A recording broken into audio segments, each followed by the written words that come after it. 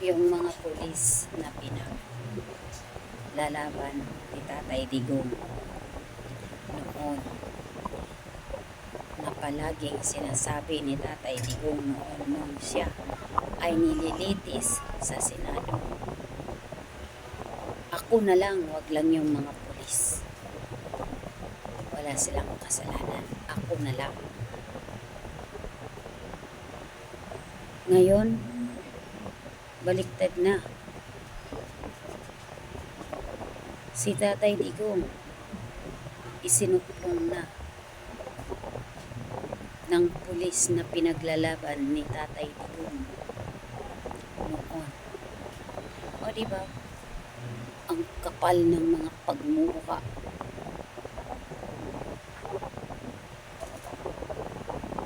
Sana ikararangal kayo ng pamilya ninyo. Sana ikararangal ninyo ang inyong mga sarili. Dahil sa ginawa ninyo kay Tatay Digong, may karma din ang balik sa inyo.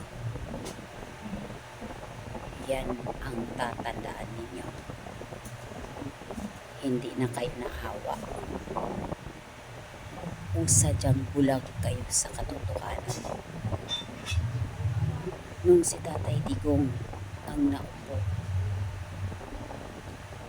halos himurin ninyo pati kaluluwa ni Tatay Digong. Lahat ng papuri na kay Tatay Digong. Kung makapagsalita kayo, sasabihin pa ninyo, ang bait-bait, ang buti-buti ng presidente natin. Pagkatapos ngayon, kriminal na. Alam niyo po yung kriminal na sinasabi ninyo? Ayun po ang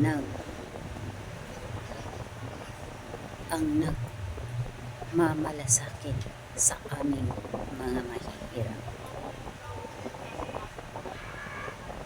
Dahil kayo, at saka kayo mga pulis, pinaglalaban kayo hanggang huli. Pero siya hindi ninyo kayang ipaglaban.